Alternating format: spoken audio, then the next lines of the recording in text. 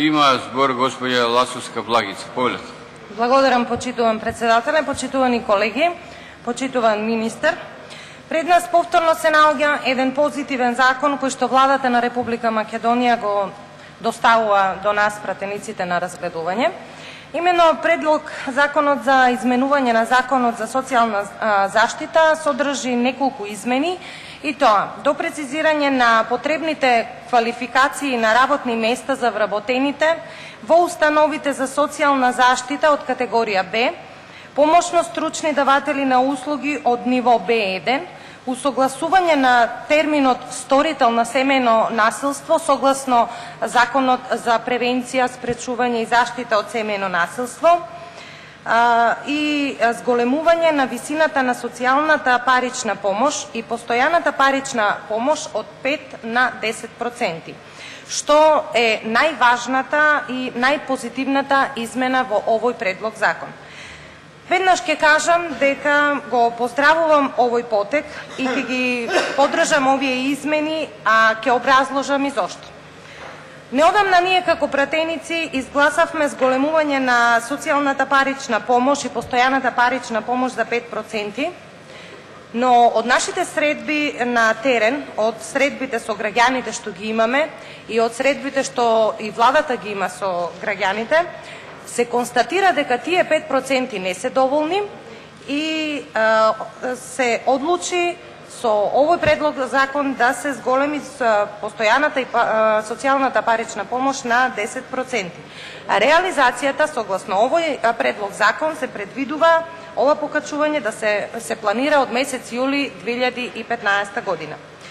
Сметам дека овој хуман гест ќе најде на одобрување кај сите корисници на социјална парична помош и на постојана парична помош, но и кај јавноста воопшто, затоа што со оваа мерка се покажува една сериозна политика за спречување и надминување на основните социјални ризици на кои што се изложени овие граѓани.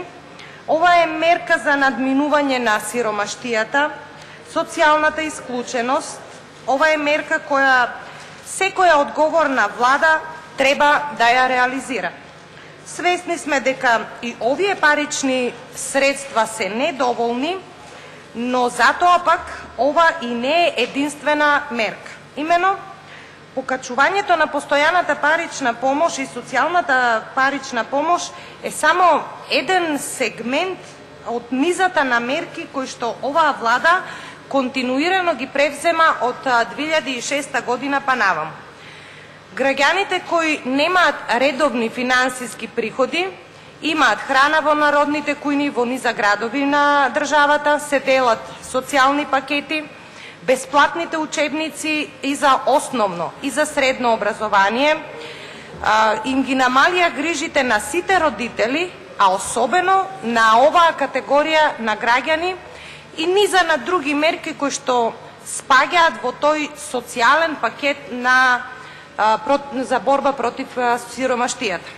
Само за илустрација, како што кажа и министерот, ќе се обидам со бројки да ја објаснам оваа мерка и нејзиниот нагорен тренд. Социјалната парична помош од 2006 година до 2014 година е зголемена за вкупно 47,10%. Во 2006 изнесувала 2900 денари, во 2014 4266 денари.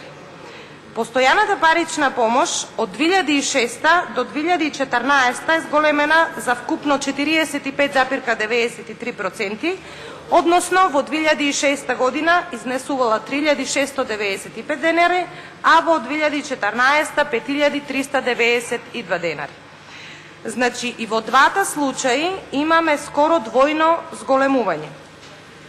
Почитувани колеги, сигурна сум дека околу 30.000 корисници на социјална парична помош и околу 5300 корисници на постојана парична помош ќе ги израдува оваа измена и заради нив и нивните семејства, јас не гледам причина зошто да не го поддржиме овој закон.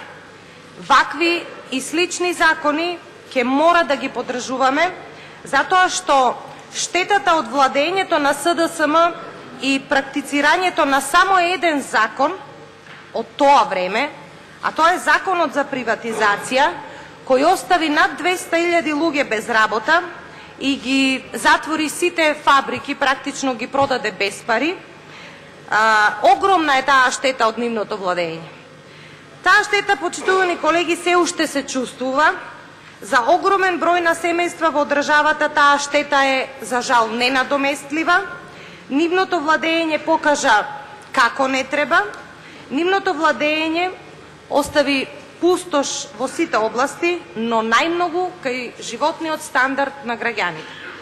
Затоа програмата на оваа влада е полна со мерки за вработување, мерки за инвестирање, мерки за надминување на сиромаштијата.